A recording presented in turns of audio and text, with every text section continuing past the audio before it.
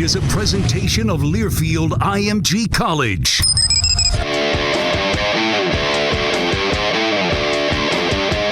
From the Georgia Southern Sports Network, powered by Learfield IMG College. Wings up, Eagle Nation! Touchdown, Georgia Southern!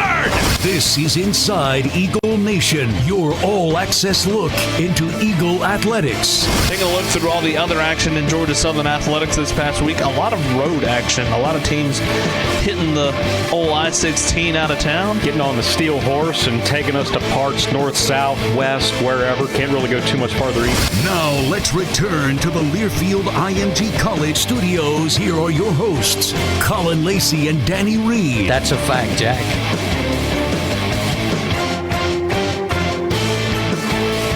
Welcome into another edition of Inside Eagle Nation, episode number 147 here from our studio bunker. That's what we'll call this place. Colin Lacy alongside the voice of the Eagles, Danny Reed. It was a tough weekend for Georgia Southern down in South Florida as they fell to the FAU Owls by a final score of 38-6. Scored the first 6 points of that ball game and then 38 unanswered by FAU. We will dive into that as we continue throughout this week's edition of Inside Eagle Nation. A lot to get to as everything's starting to ramp up. Men's golf, women's golf finishing up their season opening tournaments today. We will dive into those a little bit later on, as well as catch up with Chuck Barrett, the voice of the Arkansas Razorbacks, as Georgia Southern heads to SEC country this weekend out in Fayetteville for Georgia Southern and the Arkansas Razorbacks. We will dive into all that and plenty more. But first, how was the weekend? Outside of... You were there. Yeah, I was. But outside, got to go to dinner with Frank and Russ, and that was probably the best part of the weekend for a lot of different reasons. But being able to go out like we normally did, and I say go out, we went to dinner, but go to dinner, it felt, and I know we've said this time and time again this year, but every time we do something for the first time this year, it just feels so good to get back to the normalcy. Yeah, we had to be a lot more careful with what we did on the road last year. Granted, we only had 6 trips because we had 7 home games, but getting a chance to explore Boca Raton a little bit, none of us had ever been to that part of Florida. We had been to Miami a couple of times, as we had mentioned with basketball, been to Fort Myers a couple of times, had never been to Boca. Really beautiful area, very high-end, very elaborate, very lavish houses. The beach, of course, is less than 2 miles away from FAU's campus. Getting a chance to not only have dinner where we didn't have to worry about every little thing that we were doing, and getting a chance to watch a Sunbelt team on national television in Coastal Carolina was a nice way to move the evening. And for a while, Kansas looked like a Big 12 team, but then they looked a lot more like a Conference USA team that wasn't FAU this weekend as Coastal dominated. They've had 2 very impressive wins on national television. It just shows you where a lot of things have gone in the last almost 2 years. Because if you were going to watch a Sunbelt team play on national television, odds are they were going to an SEC team or an ACC team as part of their early season package, and it might be on the streaming option. You might be able to get it on an ESPNU, or if you're lucky enough to get SEC Network, we're going to be on SEC Network this weekend, going to Arkansas, which is ranked again. But to have Coastal host a Power 5 team, and look, you can say what you want to about Kansas, still in the Big 12, still a Power 5 team, and to dominate that team again, and to go 3-0 all-time against a Power 5 conference team. A couple of years ago in the Sun Belt, those would have been every so often, but last year you start with those 3 victories in the same day against the Big 12. Coastal and Louisiana had awesome seasons. App had a really good season. Now it's just becoming the norm because even App, they've been on national television their first 2 games. Yeah, and you look at what the Sun Belt was able to do. You talked about Coastal Carolina, 49-22 victory over Kansas. Appalachian State took number 22 Miami. At Miami, took them down to the wire. Miami ended up winning it 25-23 on a field goal with about a minute and a half left in that game. That was only about 45 minutes south of us in Boca, and you had Texas State beating FIU in Miami in overtime, which was about an hour away. So everybody, we talked about this last week, that we were all right around an hour away from each other, 3 teams invading the southern part of Florida and having success. Maybe not all in wins and losses, but still having success in the non-conference, and no other top 10 league in the FBS has had better success non-conference than the Sun Belt Conference. Talk about Texas State, that 23-17 win in overtime. South Alabama knocks off Bowling Green 22-19, and that may not sound as extravagant as it may seem, but a victory over Bowling Green, South Alabama now 2-0, and we've talked about their climb back to the Sun Belt Conference and Kane Womack and what he's been able to do down in Mobile in just a short period of time. But between Texas State and South Alabama, I think it kind of shows you what we've been saying for the last couple of weeks of those are two programs that are really on the rise in this league. And specifically with Texas State, so many close games in the first 2 years plus under Jake Spavital. Even the week 1 loss to Baylor, they were in that game. I know they lost by 9, but there was a safety on the last play that expanded that to 2 scores. Great to see them win a game in overtime after they had a lead, squandered it, then came back to win it in an extra session. And for South Alabama, I do hearken back to the start of last season. Remember when they went to Southern Miss and dominated Southern Miss? At that time, they had lost 15 consecutive road games. Granted, they didn't sustain it. Steve Campbell was fired. Enter Kane Womack. They were heavy favorites at Bowling Green because, let's be honest, Bowling Green hasn't been the same since Georgia Southern beat them in the GoDaddy Bowl in 2015. But they still went up there and won. They still scored 10 points in the final minute and a half. Diego Guajardo hit the walk-off field goal to give them that win. And now they're 2-0 for the first time since making the move to the FBS. Did I see that for Texas State, that was their first non-conference road victory since 2016, maybe? I thought I saw that on Twitter. It's been a minute. And it doesn't sound that far away, but when you really think about it, 2016, 5 years ago. If you want to break it down a little bit in the sense of Georgia Southern, since beating Florida in 2013, Georgia Southern's had 1 non-conference road victory.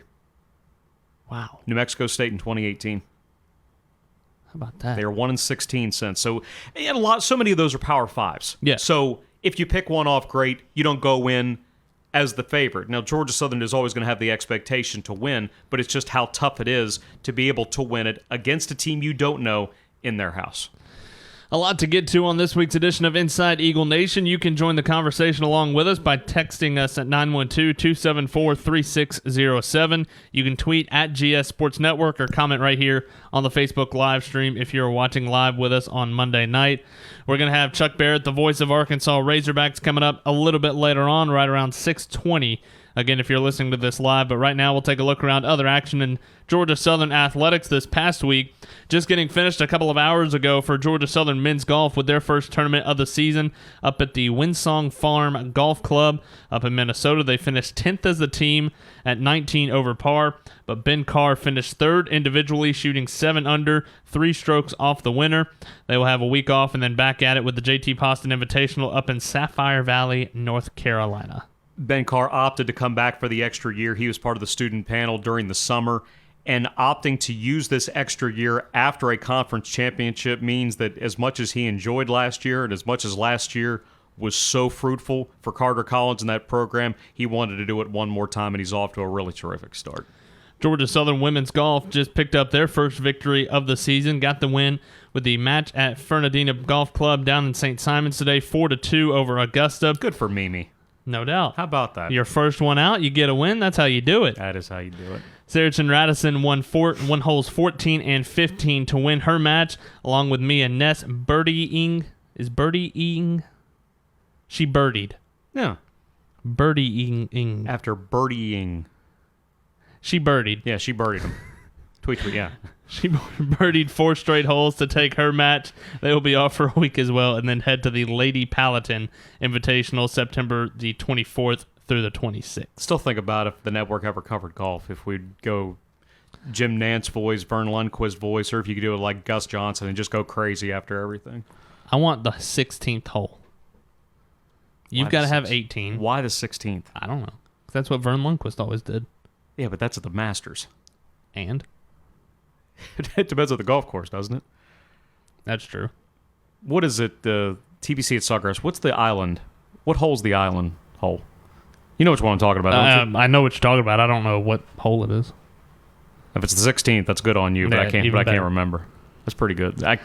We'd have to get with Ben McDonald since he does the Sun Belt Conference Dan McDonald. golf tournaments. Dan McDonald, I mean. Ben might, but I don't know how much Ben's going to help you. Dan McDonald. We met him a few years ago. We did. Great dude. Georgia Southern women's soccer had a pretty good weekend. They swept in their 2 matches to improve to 5-2-1 overall. They began with the front half of the doubleheader on Friday with a 2-1 victory over Stetson at home. Marcela Montoya scores her 5th goal of the season on a rebound. Then Karen Winka knocked in an 18-footer to go up 2-0. Stetson would score with about 27 seconds off a free kick, but Georgia Southern picked up the victory 2-1. They would carry that on into Sunday when they headed up to Macon to take on the Mercer Bears, and they rounded out the weekend with a 1-0 victory. It's Marcela Montoya once again as she gets on the score sheet with a penalty kick in the 83rd minute and had a 1-0 victory for women's soccer. They opened Sunbelt Conference play on Thursday at home against Appalachian State, 5 p.m. kickoff, and then they head to Oxford to take on an Ole Miss team that is currently receiving votes in the top 25. I messaged with Coach Adams a couple of days ago, and you can tell how excited he is that they're off to such a good start with 5-2-1. He said it's come down to buying in and believing. And now I think they are really ready to show that while the conference gave them some kudos, they're ready to exceed those kudos and have maybe an historic season. They're off to such a good start. He is somebody that is very easy to buy into. Yeah. And I don't know how it is, obviously, as a player, but from somebody semi around the program, we're not in it day in and day out, but around them enough to know what that program is really about, it is very easy to buy into what he's doing. If you haven't gotten an opportunity to catch up with Coach Adams, definitely recommend that. He was the Tuesday Talk last week. We'll have him on Hail Southern Live. We're going to have him on this week, and then I looked at the schedule and was like, well, he's going to be playing a match right before that, so I don't think that would work out. You could probably get him on cell phone, and he would still He would probably do it. He might be yelling during the middle of the interview, but he would still agree to do it. That's That's fine. the kind of guy he is. But again, they open up Sunbelt Conference play, 5 p.m. kickoff on Thursday. So you can head out to see women's soccer. Once that match is over, head on into the Gene Bishop Fieldhouse for this week's edition of Hail Southern Live. Georgia Southern men's soccer won the back half of the doubleheader on Friday that they had with women's soccer.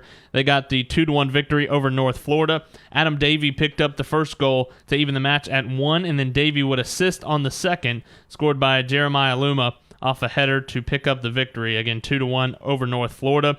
And their tough schedule continues. Tomorrow, they're actually on their way now, but tomorrow they will move on to Clemson, number 2 team in the country, 7 p.m. kickoff, and then at Campbell on Saturday.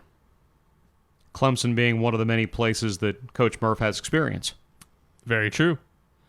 Very, very true. That is not an easy place to get to from Statesboro. We've done that a couple of times with our... Especially getting back on a football Saturday. Since we've worked with Westwood one a number of times, helping with the national radio broadcast, it's typically been Clemson against Florida State. We've seen Clemson, Georgia Tech once, but yeah, getting there and trying to get to the media parking, and then after the game, since there is only one 2-lane road that leads you away from Memorial Stadium, you got to add on at least a little bit of time to get back home. So you say, I'll be home in about 4 hours.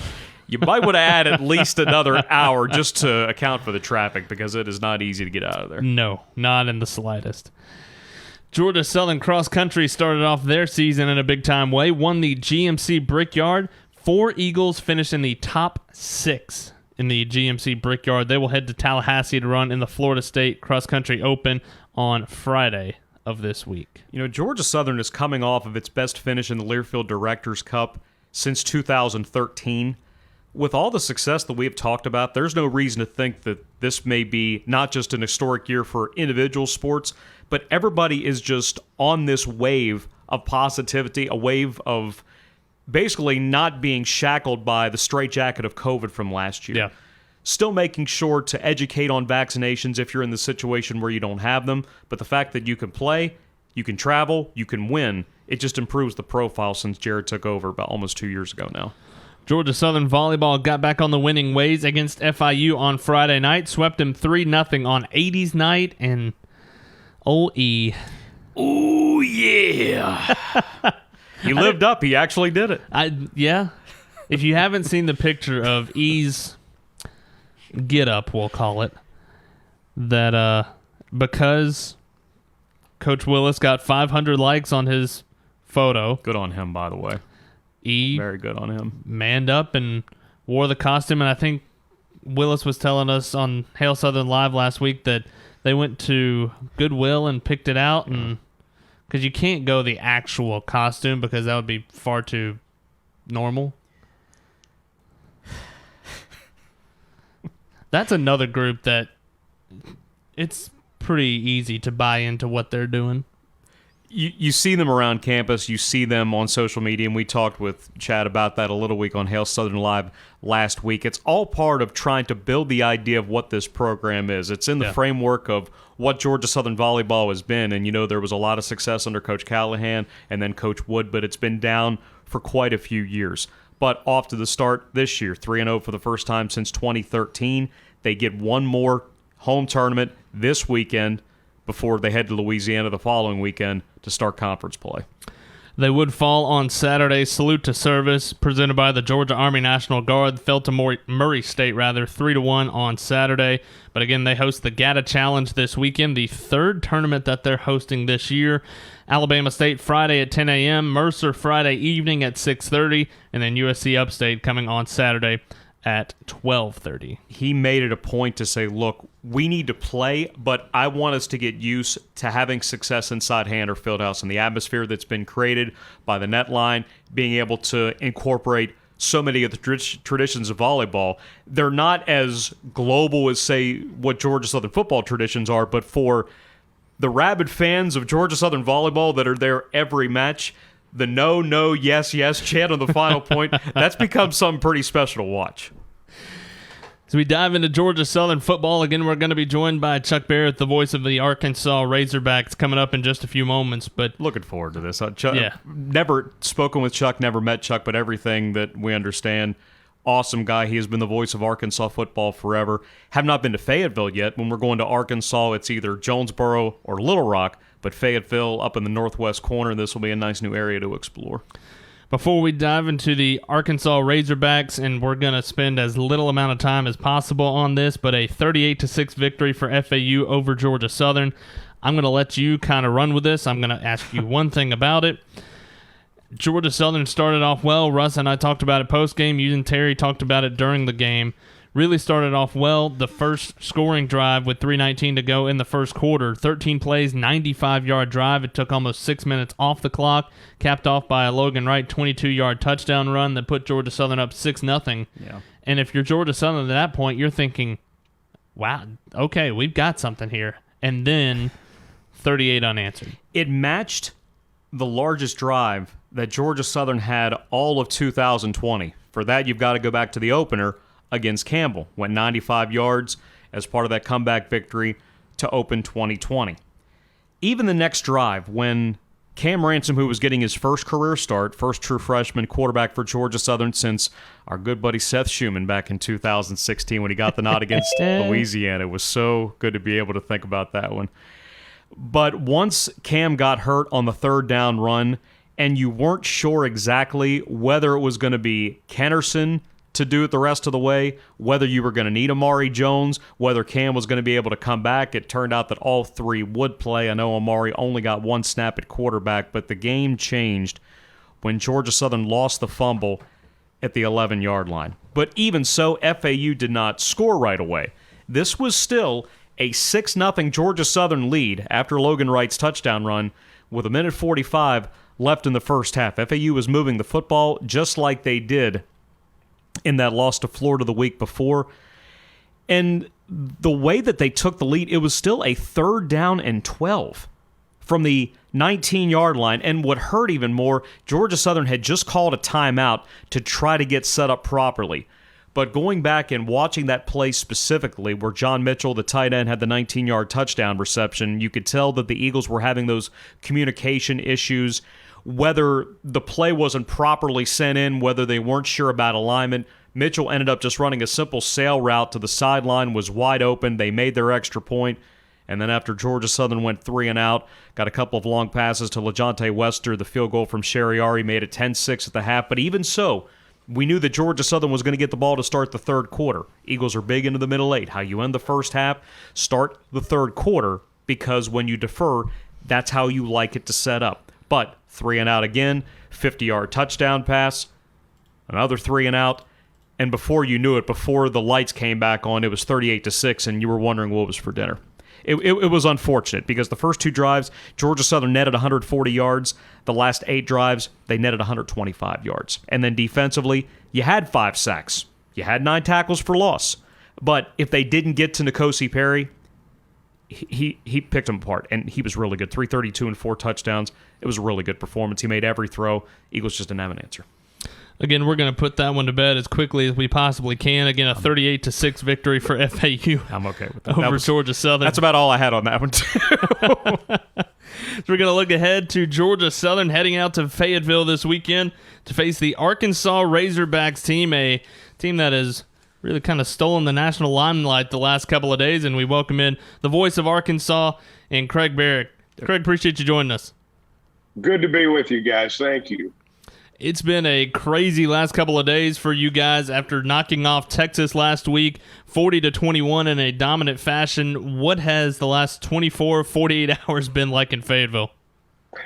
Well, it's been a lot of fun. You know, our fans had a great time, rushed the field after the ball game Saturday night. And, you know, Texas is an old rival, and there's a generation of our fans that still consider them to be our biggest rival, even though we've not been in the same conference for 30 years, as strange as that sounds. So it was a big win for us, and, you know, as big a win as we've had around here in a while, to be honest. Being that they're going to be joining the SEC sometime between the next 2 and 4 years, it had to be nice to give them that introduction before the actual introduction is going to take place. You know, yeah, and I think that, you know, our fans felt that. I think our team probably felt that, and I'm sure Texas expected to make a little bit more of a statement than what they made. I think what was revealed is that there's such a difference in line of scrimmage play in the SEC and the Big 12. I think it was evident in that ball game, and I think that's going to be Texas's biggest issue, and I think it's going to be Oklahoma's too. And that was the reason Arkansas won the ball game Saturday night. Sam Pittman in his second year as head coach for you guys, and you talk about the line of scrimmage being that he is a offensive line guru. How much has he brought that to what Arkansas really is now? Well, he certainly brought that mentality, and I think that's what was missing.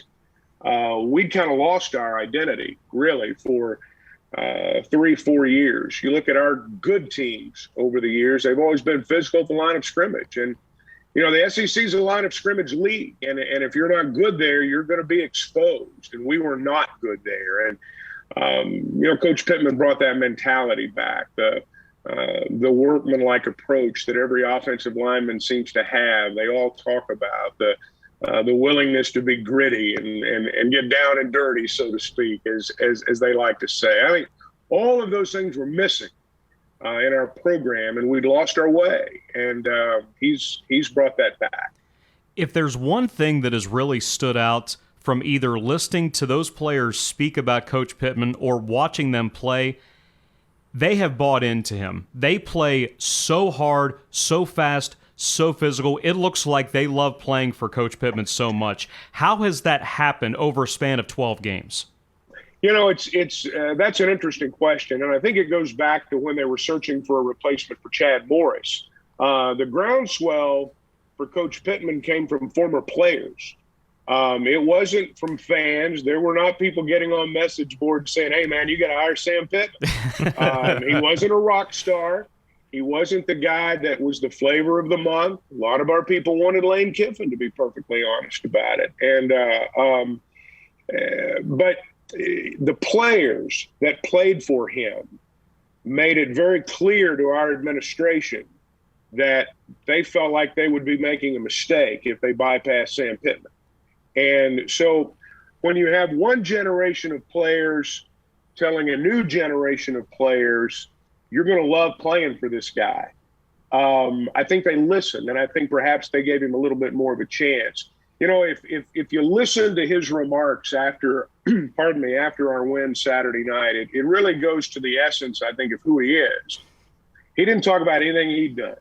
He talked about what those players had done, what those coaches had done, and what they'd done for our state, and the fact that our people were going to wake up on Sunday morning and be proud to be Razorback fans. And he's just got this gift of making people feel like they've been his friend forever. And the players love him. They'll play for him. But I do think it started with the former players who really lobbied hard for him. I think that made an impression on the current players. Well, during postgame, 76,000 people are rushing the field. They're taking the goalpost down. Katie George says, hey, your defense just dominated. What was the secret? He just looks at, man, wasn't that something? It was just so cool. The way that he put it, he was so calm about it. You know, it's interesting. And, I mean, you guys know this, I'm sure, when you're around the Georgia Southern staff. You know, you can get a sense of their body language and how they feel. They're always going to say they're loose and ready to go, but sometimes, you know, it's not quite that way. You know, behind closed doors, he's a taskmaster. He's a detail-oriented guy, as you have to be. But he's always ready to give other people the credit, and I think that's one of the reasons people gravitate towards him. You look on the offensive side for this Arkansas team, KJ Jefferson taking over the full-time starting quarterback for you guys. What does he really bring to the table that Georgia Southern should really keep an eye on? Well, he's got the ability to run the ball, and I think that's what happened on Saturday night against Texas. You know, he's a big guy. He's 6'3", he's about 250. He can run over you. And, you know, we had some couple of plays Saturday night where, you know, he got first downs on second effort. He got first downs a smaller quarterback, frankly, wouldn't have gotten. So he seems to be a guy, and a lot of run pass, a lot of RPO guys are this way. You know, they get a run or two under their belt, and they seem to be better passers. KJ struggled in the first half of the opener, but since then he's been effective throwing the ball. But, you know, the biggest thing was Arkansas averaged 7 yards a carry against Texas. And when you average 7 yards a carry, you don't have to be great in the passing game. And they've not been, you know, they've not been off the charts in that area. But he's an exciting player. He can beat you in multiple ways. Wide receiver Treylon Burks was listed by some as a preseason All-American, All-SEC last year. We know he had the injury that limited him in camp for a little bit. But his hands, have you shaken his hands, his 5X hands? What is that like? It's a big hand. I mean, it's a big hand. It swallows you up. He's kind of a freakish athlete. I mean, not kind of. I mean, he is. And that's just part of the package. He was kind of slow, you know, in the preseason, like you said. And I think with a new quarterback, they're still trying to get their timing down. And I don't know that we've seen the best from him yet. But he's when he really plays well, he's a man among boys out there. He's at a different level. In the post-game press conference, Coach Pittman talked about and really gave a lot of props to Kendall Briles, the offensive coordinator in his second season against Texas. When you look at what he has brought to this offense, what's been the biggest change you've noticed the last couple of years? Well, you've got a quarterback, again, that can beat you in multiple ways. You know, I think when you look at that offense and you look at the Briles history, the cornerstone of their great offenses has been a guy who could beat you in multiple ways, beat you with his feet. And, you know, we've got a quarterback like that now. But I think it's a combination of things. I think the effect that Coach Pittman has had and Cody Kennedy has had on our offensive line. You know, they're a more physical unit than they were before. You know, if you watch that Texas game, I mean, about halfway through the third quarter, you know, Arkansas broke their will. And they didn't have anything left. And that comes from just leaning play after play. And, you know, Georgia Southern does it in different ways with a different type of offense. But that's still, you know, what lots of teams try to do. They lean on you and try to break your spirit. And, you know, Arkansas's offensive line, frankly, has not broken anybody's will in a while. And so that was probably the most pleasing thing to see. And I think that's what makes all the other things possible. If you can't dominate on the offensive line, you can run the spread, you can run the option, you can run anything you want. It's not going to work. And so I think that that's allowed him to, you know, maybe bring more of what his true offense has been to the table. really like watching Barry Odom's defense. He was thinking about making the move to more traditional four-man front this year. You play almost exclusively three-man in the victory over Texas, and it ended up working with 6 defensive backs. But my point is that 2 of those guys on that defense might be 2 of the smarter players I've ever seen. Safety Jalen Catalon, linebacker Grant Morgan. It just seems like they can diagnose and make so many plays just so quickly. Yeah, Catalon's just one of those guys that, I mean, he's a great player. We've had some great safeties here. Steve Atwater, Ken Hamlin, Kenoy Kennedy. Catalon's in the same breath with those guys. And Atwater just went into the Pro Football Hall of Fame. So, I mean, Catalon's very, very good. Morgan's, he's a grown man. He's 24 years old. He's a 6th-year guy. And I think all the things that come with that you see in his play. But Barry Odom's a wizard. I mean, some guys just can flat out coach, and he can dial up a defense. I mean, we played 4-man front against Rice primarily, and as you said, he wants to play more 4-down linemen, but he concocted this plan for Texas. And you think about a team that is going to try to run the ball on you. I mean, not many guys are going, well, let's go with a 3-man front instead of 4. But he did, and it worked. And Texas was they were bottled up all night. You see so much talent on this defensive side for Arkansas, especially in the linebacker and secondary. What is it that really is the strength of this defense that everybody kind of hangs their hat on? I think it's the defensive line, and I know that the conventional wisdom is the safety spot and the corner spots. And Arkansas is very deep in the secondary. But we're able to do something we've not been able to do more than maybe 3 or 4 times in the entire SEC history for us, and that's rotate defensive linemen. I mean, go 6-8 deep on your defensive line and not have a drop-off. When you can do that, it makes everybody better. These linebackers that we have right now, they've been good players a long time, but it's only because the defensive line is better than it was before that you see 38 tackles between 3 linebackers last Saturday night. That's because of the work of the defensive line. Pressure equals picks. We're intercepting more passes because we're putting more pressure on the quarterback. I'm going to tell you, and it's this way in lots of leagues, but it's particularly true in the SEC.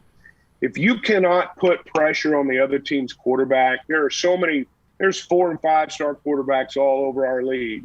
If you can't put some pressure on that guy, he's going to pick you apart. It's going to happen. You're going to get broken at some point. And we can do that now, and that's made the linebackers and the secondary better. They're racking up big numbers. But it's the same guys who weren't able to rack up big numbers before. We've had 3 transfers come in on our defensive line this year, 2 from Missouri, 1 from Illinois State. They all start, and they're all really good. Just about a day ago, you guys got back into the national rankings for the first time in 5 years. In the last 24 hours, what's the reaction to that been across Fayetteville? It's been fun. I think we knew when the game ended Saturday night there was a chance that might happen. It's so early. We all know in the grand scheme of things, rankings don't mean anything in terms of who's going to win it all at the end of the year. Right. But for us, when you've not been ranked in 5 years, hey, guys, we're less than 15 games removed from getting boat raced by Western Kentucky and North Texas. So to be ranked is a big deal for us, and we're real happy about it. It'll be the first trip for Georgia Southern out to Fayetteville. And I know especially with the excitement around this program right now, it's been a lot of fun out in Fayetteville. What's the game day atmosphere like? What's a couple of things our people need to make sure they check out? It was really good Saturday night, as you might imagine. I mean, it was our first sellout in a long time. And so I don't know that it's going to be quite like that. But I think it's going to be a great atmosphere because our people are excited about football again. There's going to be a lot of tailgates. They've got an area just north of the stadium. I think they call it Hogtown. And there's live music and there's food and there's vendors. And I think you'll find the fans to be very hospitable in terms of the tailgating. they'll take a little break and probably dislike you for about 3 hours while the game's being played. But they'll be friends again when it's over, unless y'all upset us. Might not be real friendly then. But I think you'll enjoy Fayetteville. It's certainly we're right in the foothills of the Ozark Mountains. You'll definitely see different scenery than South Georgia, and I think people will enjoy it. Hope so, anyway. Now, we've got to ask you something really important. Since we've never been out there before, where do we need to hit as far as food goes on Friday night? I knew that was coming. Well, it depends on what you're after. If you're going to go eat catfish, for example, I'd go to the Catfish Hole. If you want a real Fayetteville kind of a traditional place, a la Dreamland in Tuscaloosa, Herman's Rib House is that's the go-to place. That's most of the time on Friday night. I'm just going to tell you, you can find the opposing team's radio crew in Herman. So if y'all are there, you'll be carrying on a long-standing tradition. I think that was the planned move, right? It's funny you bring that up because I listened to a podcast with Rod Bramblett from Auburn, and he said that was their spot. Yep. Rod and Andy always came. Chris Stewart always comes. We've the guys from Georgia, from the University of Georgia, I think always come. So lots of people find their way there. You can't go wrong. You'll have a great time. Awesome. Some of the most important deals in the history of our state have been hatched at Herman. Politics, sports, business, who's going to make it, who's not. A lot of history in that building. Chuck, really appreciate you taking some time with us. We'll catch up whenever we get to Fayetteville, and I appreciate you taking the time. Safe travels. We look forward to having you. Thanks, Chuck. All right, guys. Thank you. Once again, that's Chuck Barrett, the voice of the Arkansas Razorbacks. Really good to catch up with him to dive into what Arkansas football is all about. And I know there's a lot of excitement around them right now. Again, you talked about it being the first time they've been ranked in a lot of years, but being able to have that much excitement and then you go into it, yes, it's going to be a lot of fun to experience it. Yeah. But you're also going up against a team that's ranked in the top 25 and a really good SEC team. I think about how much they had to put into that Texas game because they were the better team. It was not as close as 40-21 would indicate. They ran for 333. Texas could not get its ground game going. Bijan Robinson, who you can ask Louisiana how good he is from week one, he was held to 69 yards. They couldn't do anything with that offense. And like Chuck said, maybe they just got an idea of what it's going to be up front when they do make the move to the SEC sometime in the next 2 to 4 years.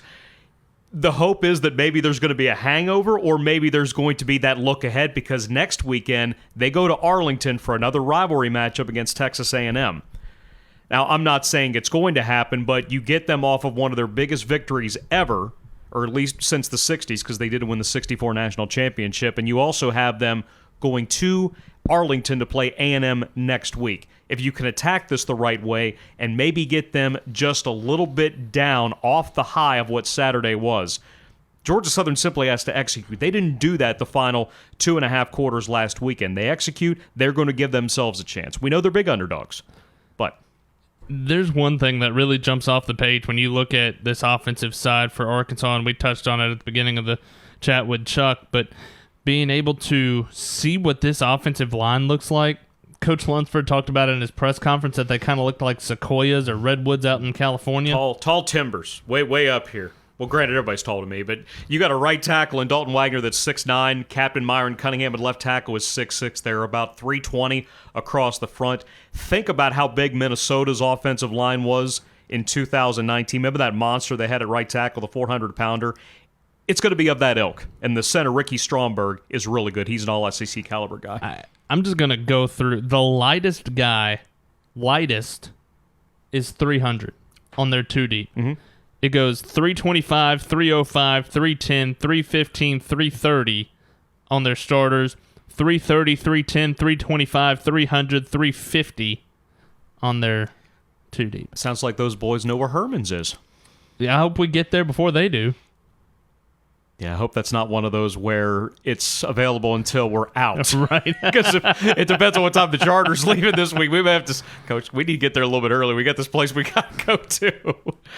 Well, we talked about KJ Jefferson taking over at quarterback for this Arkansas team and has really stepped in and done a lot of good things for this Razorbacks team, but he's got so many weapons at his disposal, whether it be the running backs, the receivers, so many guys that are going to have a huge impact for this team. They're going to go 4 deep at running back. Treylon Smith is the guy that's going to get the bulk of the carries. He's 5'9", 195, a guy who was originally at Arizona State. He runs, though, like he's about 220. Think of Logan Wright style, but about 30 pounds lighter. Plays really hard, a motivated guy. One-time SMU commit, and then after things didn't work out at Arizona State, he followed Chad Morris, the coach at SMU, to Arkansas, even though things didn't work out there over 2 seasons. Rocket Sanders behind him, 240-pounder Dominique Johnson, and also the speedster A.J. Green, who was 10-3 on the 100 meters in high school. And we mentioned one of the receivers. Treylon Burks is one of the best receivers that nobody talks about. And I'm not kidding when I say 5X hands. I don't know where you get gloves that big, but 5XL hands. They measured from edge of his thumb to his tip of his pinky, 10.5. So that's like this. Good night. So it's almost a foot from the tip of his thumb. That's to a his pinky. Shaq hand. And it's no wonder he can make the catches that he does. Now, he had the injury in camp. He has 10 catches so far. Georgia Southern secondary has a lot to deal with, just him. But you look at somebody like a Warren Thompson, a Florida State transfer, a walk-on in Tyson Morris, who has the longest catch of the year for Arkansas with that 45-yarder against Rice. Trey Knox is somebody that has played wide out, but they moved him to tight end. He's put on a little bit of weight. And Ketron Jackson, who wasn't at the top of very many people's list coming into the season, but Coach Pittman said he's maybe had the best camp of anybody in the wide receiver room. It's a really talented offense. You flip it over to the defensive side, and not a whole lot less. The linebackers are really good for this team, and I know we've talked about the defensive line and the secondary, but the linebackers are the group that really stands out to me, not just because they've got one of the best names I've ever seen, and Bumper Pool. Bumper Pool. Yeah, I can't wait to That's say that. fantastic. I got a feeling as long as he doesn't get ejected for a targeting call, I'm probably going to say Bumper Pool a lot. I don't know. I'm going to be mad if he gets tossed for targeting on like the second play. That'd be my luck. He did get one in the second half of the Rice game, which is why he didn't play the first half against Texas, but the guy behind him, Hayden Henry, what did he do? 15 tackles, 2.5 tackles for loss, not only the SEC's Defensive Player of the Week, but he was a Walter Camp National Defensive Player of the Week. He's not even the starter. And you got so many guys that, and you've heard Arkansas the last couple of years, oh, they're the bottom of the SEC, yada, yada. These are some dudes. Yeah. You've got some absolute studs on this defense, especially. Grant Morgan's really good. Greg Brooks Jr. is really good. So many guys. And then you get to the secondary. Jalen Catalon, and Chuck talked about it, he may be one of the best that's come through Arkansas in a long, long time, and that's a pretty pristine list. Look, when he brings up Steve Atwater, growing up, my uncle's a big Denver Broncos fan, so I watched a lot of 27 in the Orange Crush. One of the best safeties in the history of the NFL, to go into the Hall of Fame, to be uttered in that same breath, and Catalon's only technically a second-year freshman. A year ago, he debuted with 99 tackles, preseason All-American this year. That Rice game, he had 2 fourth-quarter interceptions. He also had 11 tackles. His intelligence is what really jumps out. He can read when an offense is trying to go play action. He just has such a good sense of when he needs to fill and when he needs to be in pass coverage. Up front, Chuck talked about it. You've got 3 different transfers that are all starting in the what they're going back and forth between a 3-man down, 4-man down. They could run either one and run it really well. Yeah. But the 3 guys that you've got transferred in, John Ridgway transferred in from Illinois State, Markel Utze from Missouri, Trey Williams from Missouri, and I think it kind of speaks volumes to what Barry Odom is able to do, former head coach at Missouri, right. Now is there as the defensive coordinator, and I think that kind of speaks volumes to the kind of trust that these guys, because they've got a couple of guys that transferred in from Missouri after Odom left and made his way over to Arkansas, but being able to see what he has done with this defense is pretty spectacular. Those are the 3 that are going to primarily play when they go with their 3-2-6. That's the defense that Arkansas State had run the last couple of years, but they've gone back to a 4. We'll talk about them in 2 weeks. The guy that doesn't get as much on-field work when they go 3-man, but he is the 4th defensive lineman, is Zach Williams. He forced the fumble in the third quarter last week, late in the third quarter. Very next play for Arkansas, Rocket Sanders' touchdown run pretty much put Texas away. They are motivated because they know where the program has gone under Brett Bielema, and it really bottomed out under Chad Morris, but how quickly Sam Pittman has gotten them back to respectability. And even a year ago, they were 3-7 playing an all-SEC schedule. They could have easily won 6 games. They had that, Remember the wild game at Auburn where Auburn tried to spike it? It was actually spiked backwards. It should have been a fumble, improperly called on the field. They kicked the field goal in the next play to win, and there was the big to-do that the SEC messed that up. That should have been an Arkansas win, and they lost 2 other games by a combined 5 points. This year, though, the way that they have started, 2-0, yes, but they also got their bells rung a little bit when Rice was up 17-7 on them late in the third quarter to start the season. Since then, though, since they scored 31 straight, you beat Texas 41-20, they maybe look at that as their out-the-gate moment. Yeah, and it's one thing to be 2-0, and when you're an SEC team, I think you're kind of expected to be 2-0, but when you do it against a team like Texas who thought, Longhorns, everybody, Texas is back, we're going to the SEC, yada, yada. And then Texas goes in there, and I would imagine there's a lot of pretty embarrassed people in Austin right about now, but because they thought they were going to go into Arkansas, they're the bottom of the SEC, we're joining this league, and it's going to be a runaway. It was, just the other way. Steve Sarkisian has rightfully so gained the reputation as being one of the top play callers in the country, and even though he's doing so now as the head coach, Barry Odom made his offense look very, very poor. Yeah. And that's with a guy as talented as Bijan Robinson at running back. He did score the touchdown, but Arkansas collectively in 2 games, they've given up 1 run longer than 10 yards. So it wasn't just the fact that for a running team, they've given up 1 run longer than 10 yards. I'm really thinking about how Georgia Southern, that pass defense, are going to be able to fare because KJ Jefferson is more of a runner than he is a passer. That can be terrifying because he is 245 pounds, but he's known for his feet more than the arm. They've got some weapons at wide receiver. And if Georgia Southern cannot find cracks in that massive offensive line, we saw what N'Kosi Perry could do with FAU last weekend. Now, even though Arkansas, you would have to think they're going to be down a little bit after putting so much into beating Texas, but this is still an SEC team with SEC talent. Georgia Southern's going to have to play a very specific way, capable, but they're just going to have to do it a very, very specific way. Yeah, and we talk about all of this with Arkansas, one, because this is the first time that Georgia Southern has ever played Arkansas on the gridiron, but it's also, I think a lot of people saw this on the schedule, and heck, last year, a couple years ago, you'd have been right to say this is a game that you feel like Georgia Southern probably should go in there and pull an upset. That's not to say it's undoable now, but this is not your typical bottom of the SEC, this is going to be an even matchup. But on the flip side, it's not undoable, but it's a lot more of a daunting task than I think a lot of people thought, especially when you go into the season not knowing what Arkansas was going to look like this year. You heard Chuck talk about a couple of those games where they got embarrassed at home by North Texas, by Western Kentucky. And remember in 2017, Coastal Carolina went out there. Probably should have won. They lost 39-38, a game where Coastal was not good. But at the same time, neither was Arkansas. That was the final year under Brett Bielema. They had those 3 straight losing seasons, 3-7 last year under Pittman, but they are a much different team, a much different program.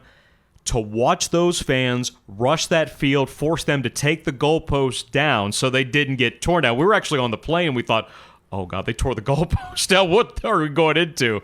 But it's those new goalposts where they take them down so they don't get broken. Those cost a lot of money, apparently. They've got to be feeling as good about that program as maybe since the end of Bobby Petrino's era. And I know, Russ, if you're watching, I'm sorry I said Bobby Petrino. But they won 11 games that year. They haven't even come close to that since. No, there's a lot of excitement. And it really, truly, I'm kind of excited to go out and see what the environment is. Because, and I know it's, you've got a Sunbelt team coming in. It's not going to be the 100,000 strong or whatnot, but we've gone into a couple of places that didn't think it was going to be a packed house or whatnot. I think of Georgia a couple of years ago when it was going to, it'll only be about 50, 60,000. If there was 50, 60,000 in that, I'm 7 foot tall. One thing we may need to explore when we get there this weekend is all of it. Well, we'll do all of it, but part of that, all of it, we got to go to the baseball field. We got to go see Baum Walker. Okay. Because I'm in. That was a team that was number one in the country for much of last season. Kevin Kopps was the Golden Spikes winner. He was the best player in college baseball last year. They did fall short of getting to Omaha, but that's one of the biggest college baseball stadiums anywhere. That might be something we have to sneak in at some point. Okay, I'm in. But I'm just... Don't have to tell me twice. Because it's Central, we'll have the extra hour. Oh, don't tell me that. Oh, that's good. That's good. Yeah, but then I'm trying to figure out what time it is. Well, the game starts at 3 there on Saturday. 3 local, 4 Eastern. Right. We're on the air at 1 local, 2 Eastern. You're fine. You're fine. SEC Network, you can find that via Watch ESPN, or you can find it via your cable provider, but we'll see if Georgia Southern can, and maybe right now, maybe shock the world for how good Arkansas has gotten rapidly. Again, Arkansas ranked as high as number 20 in the country at 2-0 after knocking off Rice 38-17 to open up the season, and then a really impressive 40-21 victory over Texas this past weekend. They come in 2-0. It's a 4 o'clock kickoff against Georgia Southern out in Fayetteville, Arkansas, and Georgia Southern will be on the air at 2 o'clock with the Cutwater Tailgate Show with Frank Russ, Terry, and myself. We will talk to you on Thursday with Hail Southern live from the Gene Bishop Fieldhouse, and then get you set for Saturday as Georgia Southern takes on Arkansas and heads out to Fayetteville for the second straight road trip. But until Thursday, for the voice of the Eagles, Danny Reed, this is Colin Lacy saying so long, everybody. You've been listening to Inside Eagle Nation, powered by Learfield, the official podcast of Georgia Southern Athletics.